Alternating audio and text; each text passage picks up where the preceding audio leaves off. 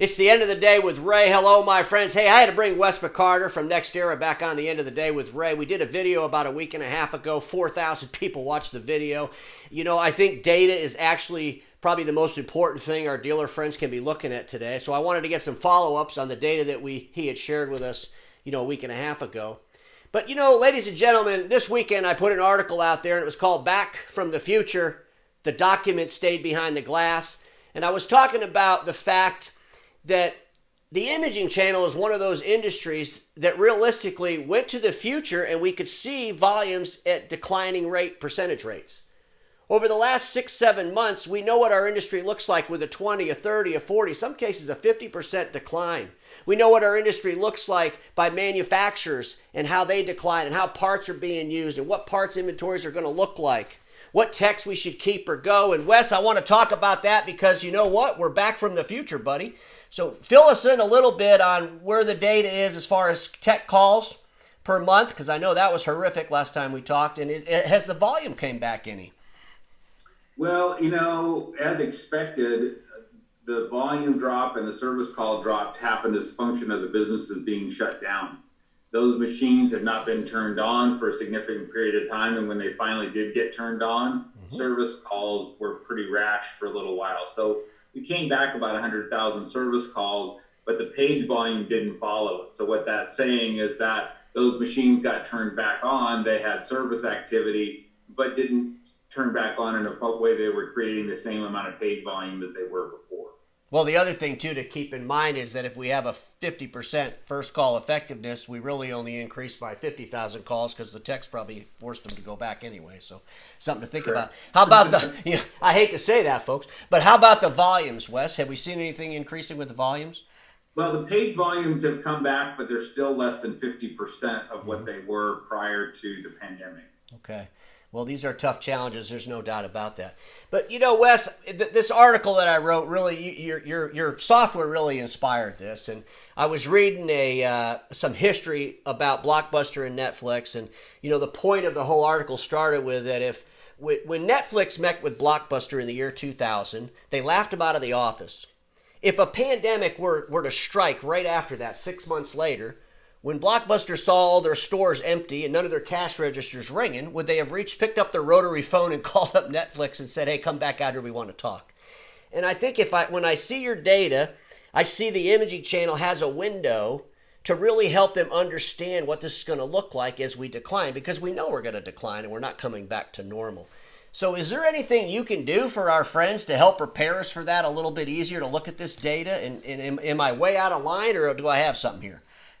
Well, I think for all of us business owners, the most emotional component of what happens when our businesses get shut down and what they do is our people. Mm-hmm. And so one of the things that data helps do is that it helps take some of the emotion out of that equation. So when we start looking at what happens as our service departments come back, the data can help us decide who comes back. Mm-hmm. What expertises do I need when they come back? How do I consolidate and change the way I do my service delivery model to take advantage of what I've learned through this pandemic and what's going to change as a result? So only 60% of my business comes back. I need to decide which techs are going to fulfill this new role the best. They may not be the best technical tech, but they may be somebody who's really good at the IT infrastructure components of what happens to print on the network. Mm-hmm. Right, because they're the more the millennial informational type. So they need to be looking at this data and comparing themselves to our world stats data, going, where am I in relationship to what's going on everywhere else, and what do I need to do differently going forward as a result of what's happened? Well, we both agree. I think most of our industry would agree that we're pretty much on the S curve of consolidation from manufacturers. This pandemic's going to cause consolidation. I mean, you have to be totally naive to think it's not. So if you're a dealer on your data, you have access to the world stats, this blind data coming in, but it's all about all this different manufacturers and different equipment. Does it help a dealer determine maybe what manufacturer is better suited for them and what manufacturer they might want, or if their manufacturer goes away, what does that look like? And can they pick another one? I mean, does your data help digest some of that? Well, I've always been a big a big proponent and vocal. I just did an article in X magazine about the fact that one of the contributing factors or major contributing factors to the inefficiency of the service department is the fact that we sell way too many brands and way too many models within those brands.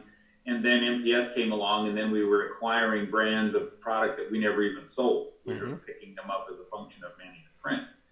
That creates amazing amounts of complexities for the technicians on what they have to know and how efficient they can be at it. It also really complicates your supply chain and parts chain as how do we get a technician ever capable of carrying enough parts so that he doesn't have to keep repeating these visits to go back and do parts. So dealers ought to really be considering looking at how do I change that so that I can get more efficient in service so that whatever revenue I have left to maintain some level of profitability. Mm-hmm. Well, it just seems to me your company's the only company that really takes data from all manufacturers, from a multitude of dealers. That's why you call it World Stats. Where a lot of dealers, what's the danger if you just look at your own data? You know, you're a dealer owner, and maybe you're a big dealer owner, and you have massive amounts of your own data. What's the danger if they just manage by that versus managing by what the whole world says?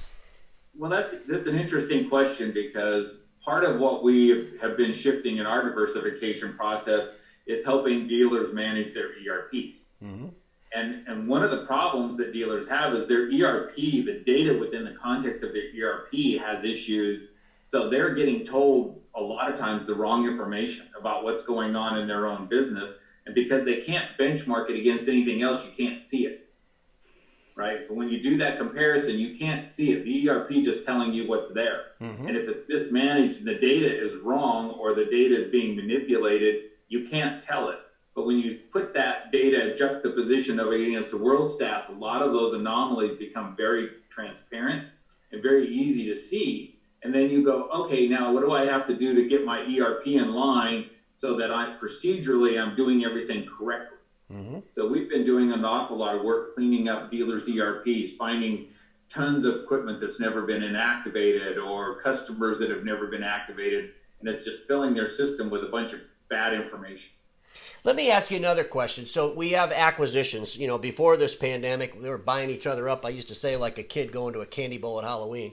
But obviously, when we come out of this pandemic, there's probably going to be some consolidations within the dealers themselves. And, you know, how does your data help either a manufacturer that wants to buy another manufacturer, as an example, or if a major player in the space wants to go buy another major player in the space? Can your data help them dissect some of this information at a whole lot deeper level than just looking at the ERP systems, as you said?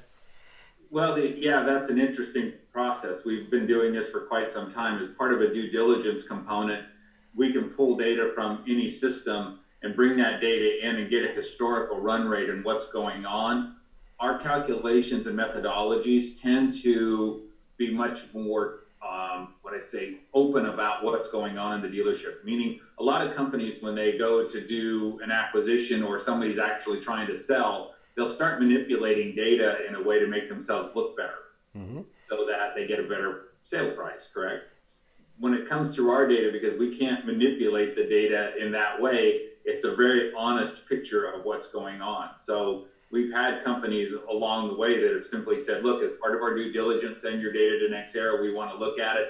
It gives them a ton of information on page volumes, placements, inventory, technician efficiency. Do I want to keep all the text? Which text do I keep? So there's a lot of value to that process. Plus, we do it just so much more efficiently than going out and trying to do it manually with a team. Mm-hmm. Plus, I know I saw your mapping for territories for technicians, and as soon as I saw that one day, I said, oh my gosh, if you're going to buy another dealership, you could throw that dealership's inventory in that map, and you might realize there's parts and territories that you don't even need to have those techs come over. So that's interesting stuff.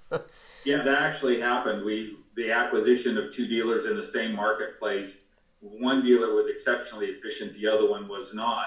And when we overlaid the territory management tool within those two companies, we were actually able to absorb 100% of the acquired dealer's business within the existing team because they were efficient. Mm-hmm. Well, it's interesting stuff. And Well, I got to be honest with you, Wes. I hope our channel's listening. I mean, I think that we are one of those industries, and there's very few times in life that you get to look at yourself and really see what it looks like in the future. And the only gamble that we're making is when that massive decline really is reality. But we all know that there will be one. We all know there will be consolidation. So I wanted to just bring you back on. You did inspire my article, and I wanted to thank you for that. And I always appreciate what you're doing for the channel. Is there anything you want to add before we end? Well, I appreciate the time on your channel, Ray, and I hope the manufacturers and the dealers will get involved with the data and the data management that comes from understanding where you are compared to where you can meet, and start focusing on making that change happen. Because as this pandemic actually rolls out, there is no better time to get your ducks in a row than now, so that when things do start to come back at whatever level they do, you're prepared. Yep. Well, we got to be prepared. You're right about that. Well, my friends, I'm going to end this the way I always do. Status quo is the killer of all that'll be invented. Don't get stuck in status quo, and I'll see you tomorrow.